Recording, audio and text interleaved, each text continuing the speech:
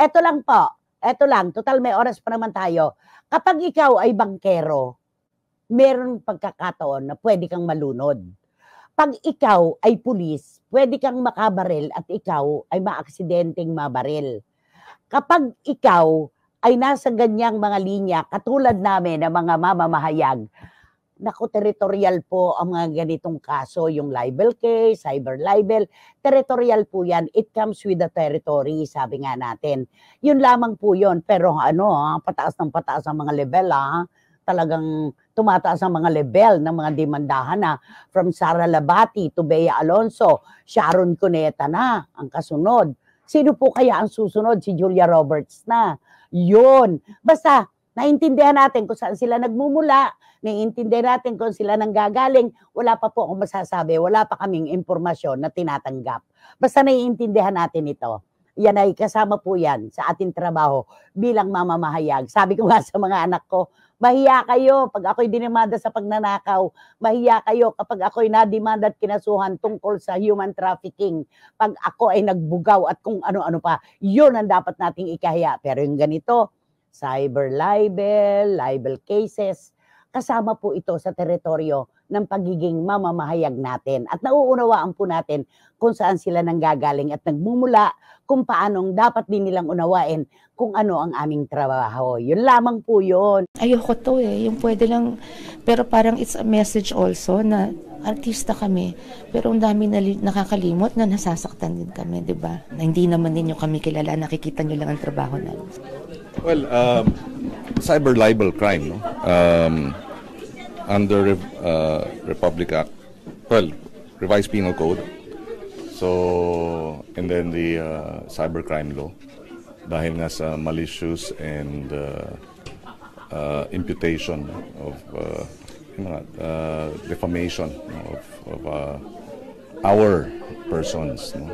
Sabi nga natin na yes, we are public figures, but we also have rights.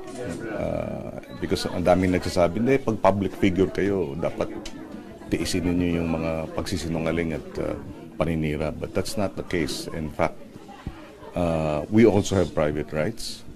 Lalo na when the matter is not of public interest, meaning it's a personal issue, personal family matters and concerns. So that's why we're filing this case. Hindi dapat, at siyempre, alam na natin yung sistema sa social media ngayon, di ba? Paramihan ng views, paramihan ng subscriber, paramihan ng share. So kung ano-ano na lang paninira o kasinungalingan ng kinakalat para lang sumikat, para lang dumami ang kanilang viewers at subscribers. So hindi tama ito. And that's why we're putting a stop to this. And we believe that the criminal behavior should not be allowed to continue. Mega, what do you want to say? Yeah, like he said nga, because we're public figures, we're very understanding of the fact na, we're open to public scrutiny, criticism. That's really okay because it's kakambal ng trabaho namin. Siya bilang politiko, ako bilang artista. But it gets to a point kasi na, it affects your children, your family. I've lost sleep over it. Kasing feeling ko kahit hindi totoo, parang, syempre meron kahit 5 na maniniwala doon.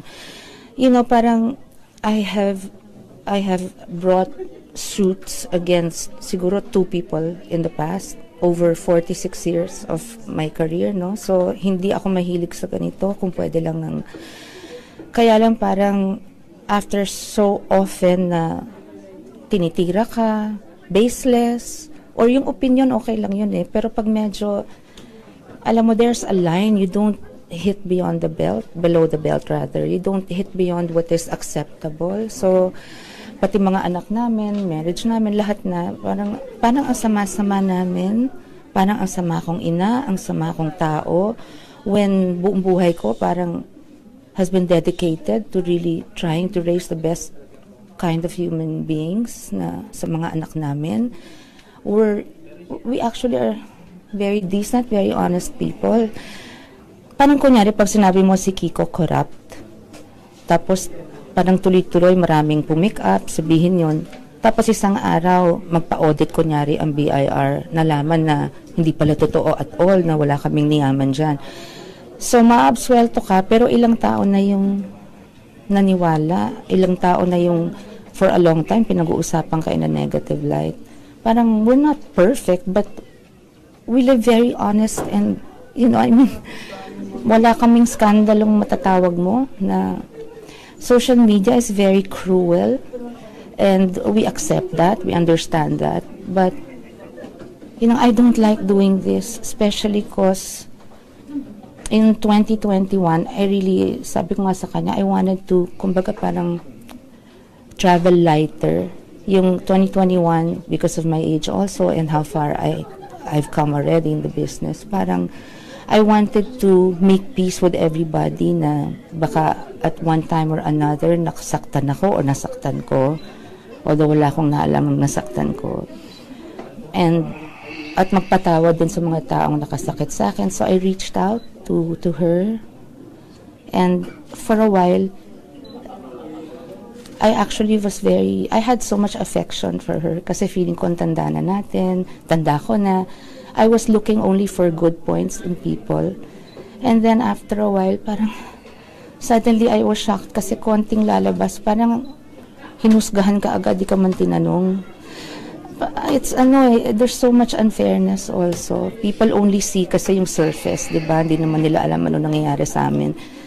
I think sa akin, parang napilay ka na kasi people don't know also what I've been, you know, carrying all this time. Yung, kasi their personal hurts and I never want to speak against somebody I truly love. So, tanggap lang ako ng tanggap ng kung anong sabihin, but dumating sa puntong inalagaan ko yung pangalan ko ng 46 years. Magandang palaki sa akin ang magulang ko. At higit sa lahat, sabi nung 3 anak ko, mabuti akong ina. So, napakasakit sa akin, napaka-patong-patong. So, you know, if people pick that up, tapos talk as if they live with us, you know, and they see us, and they know what we're going through. Even my children have, you know, have suffered, and sama ng loob nila, we've been off social media, partly because of this. So, ayoko to yung pwede lang, pero parang it's a message also na artista kami, pero ang dami na nakakalimot na nasasaktan din kami, di ba? Na hindi naman ninyo kami kilala, nakikita nyo lang ang trabaho namin. So, okay lang yun. I'm very, pag pinipintasan, okay lang ako, that's part of it, pero sumobra yata. Oh.